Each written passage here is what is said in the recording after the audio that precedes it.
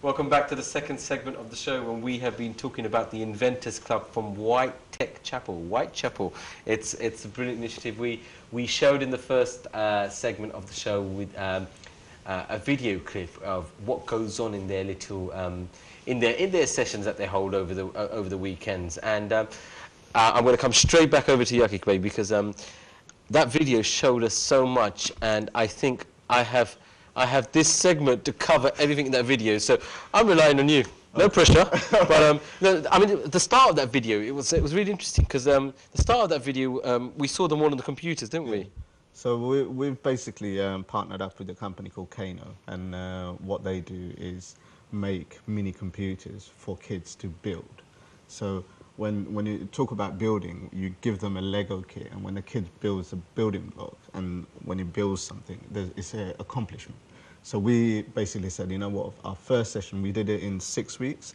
So our program was 6 weeks program. So first week, we said, look, it would be great to basically get the kids to build something, right? So that was that kit. So within the kit, there's a keyboard, there's a motherboard, so all the components of the computer, these kids have to build it. Use their initiative. The little that they probably had guidance from you, but use their own heads. Yeah. Before we move on to the other stuff, I've got some interesting questions there because did you find it's natural for children to do something wrong, but they believe it's right, as a psychologist said? So did you find them building it in a different way, which turned out to be actually something? Of an inspiration? Well, the thing is, because there was a book and it came with instruction, they had to follow instruction. And the session, we did it so the parents were nearby. So we had a navigator and someone who would just read the instructions. So the father or the mother was learning at the same time as well how to build a computer. So this mini computer has its own operating system as well. So when you connect the cable to the screen, the keyboard, and then you switch it on and it comes alive and you're following the instruction, and at the end of it you've got this operating system working like, if you were to get Windows operating system working, or if you were to build a computer. So the kids understood the essence of what they were seeing projected on the screen, how it is manufactured, for that matter. Exactly. So so Kano were very, very good at, they came out with the concept that anyone should be able to build a computer. So that was our first session, and I think everyone made the first computer, and they were really, really happy. We've got girls as well, and I believe that girls learn faster than the boys, and they do. From what we saw, they were really, really good. So carrying on from that second, third, and fourth and fifth sessions, we had coding, how to basically. Let me quickly, just before we move on to the coding, I need to ask Dad here, because the pressure of seeing your child with an instruction manual. And I always say instruction manuals are so difficult because I can't speak 5 languages, but obviously they're just the English you're looking at. But watching your child rummage through that instruction and build it, give us your feelings, because I think it's good to hear from a dad's perspective. What generally tends to happen is they get the kit and they start plugging stuff together. And without reading instructions? Yeah, when it doesn't work, then what happens is they come and ask an adult, and then they say, have you read the manual? And that's pretty much how it's been. So they go back to the manual, have a look, and then they go back to filling stuff, and eventually they pull it off. Were you patient enough, though? Because you know what, you're obviously, let's go back to who you are. You're a cybersecurity expert here, and you must have been craving your fingers and, God, why isn't it reading? Why isn't it getting it right? Tell me, be honest with us. I think that's the best way to learn. When you do trial and error, you're actually understanding better, because through your mistakes, you're actually learning how to do it correctly next time. So I think it's even better that the kit gives them the opportunity to make mistakes, because otherwise, if it was a proper PC you have at home, then you got a risk of injuring yourself, electrocuting yourself, and all of that. So this company, they've done a great job of removing that hazard, so you can give them all the bits and they can just plug it. Because bear in mind, electricity is dangerous. So so they put it together, fire it on, and it's the joy in their face when they see it come alive. It's just amazing. So I'm hoping that not just my child, but all the other children get inspired to take this further. And especially they've taken that further to do Maker, which is effectively doing fantastic drawings, but through lines of code, lines and lines of code. So some children have drawn a house, some have drawn a Pokemon. That was the next. I mean, just move smoothly onto it. From building the components into a full computer with courtesy of Kano. You've then gone on to the kids to look at coding. I mean, I'm going back 20 years. Visual Basics 5 was what I was on. But tell us about what the kids are doing now. Well, something that I thought was really impressive was each station had a name of a programming language: Perl, Java, JavaScript. So these kids were subconsciously learning different programming languages without even realizing. So each person was on a station that could be, maybe it was on a Python station. So initially they don't know what Python is, but through this subconscious, they've been learning many different they've learned the names of many different programming languages.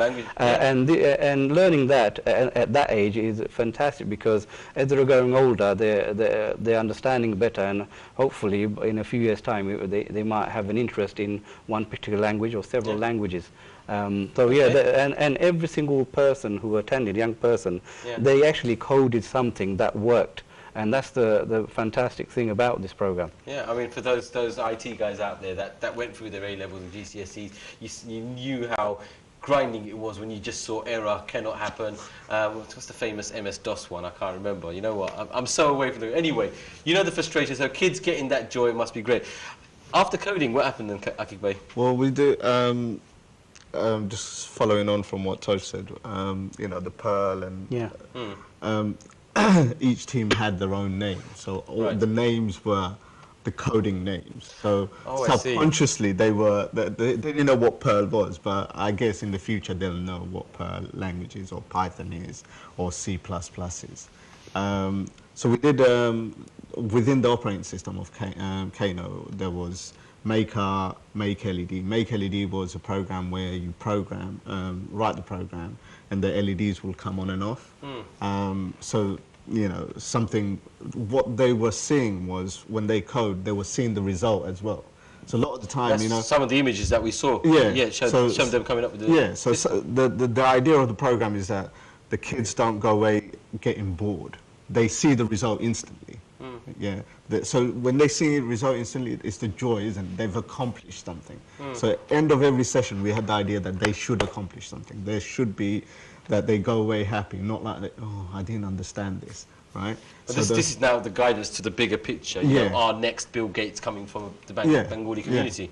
Also, we did green screen. You probably saw some CGI. And let's briefly move on to it. So CG, those are people that had the interesting, or probably raised their eyebrows from thinking, why are these kids dressed up as superheroes? Tell us about it. So we had a session where we said, look, you've got to come in as superheroes. So we have a superhero day, right? So all the kids came in as superheroes. And then they didn't know what was going on behind the green screen. No, well, we had a green screen.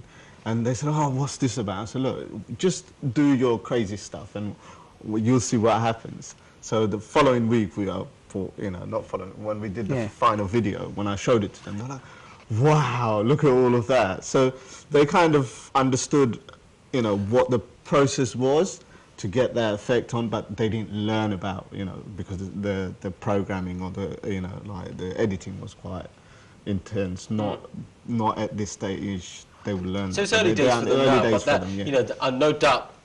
These kids must have been asking the question. Yeah, they were. So you could tell that these guys have got the got the knack for it. Really, they want to go for that. Isn't it? I mean, what was your child dressed up as? He wasn't dressed up as anything, because it was. But they had some kit that they were props that they were able to borrow. So they had these weird eyes and hairs and. So it wasn't anything known in the box. It was sort of. But once you go into the green background, the CGI, they can use the CGI to have the Star Wars background or the cowboy background, and that was pretty fun for them. So a lot of the time they're actually learning a lot of these technical concepts, but they're doing it in a fun way. So it's not, you know, you're in a classroom and you're told in a boring way, just disseminating information. It's not like that. It's quite interactive. So I think this is one of the reasons why they're actually taking in a lot more, and they're interacting and they're engaging with this program. So yeah.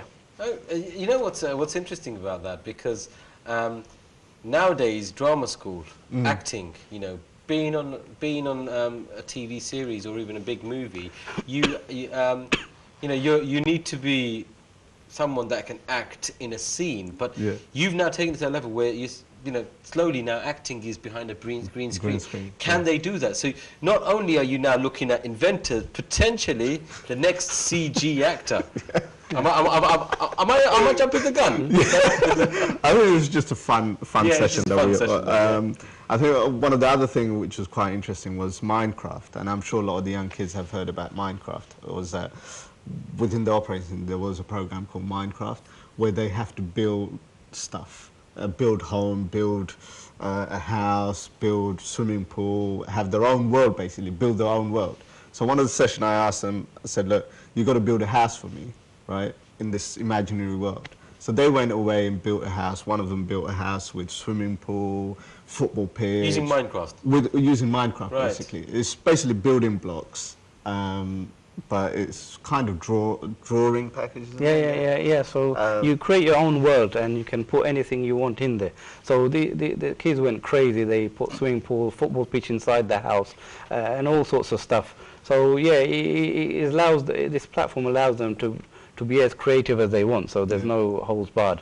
So do you feel that that particular exercise also brought them back to reality instead of a wild imagination? You know, a football pitch on top of a swimming pool, you know, great to imagine that, but I mean, reality behind it. But there is reality, and there is that kids will think a lot of the ideas outside the box. They'll say, oh, why not? Why can't you have a swimming pool and a football pitch in the same house? Some of them put a river around the house, and I asked them why, and they said, oh, it's for security. So they're already thinking about stuff that we you know, that.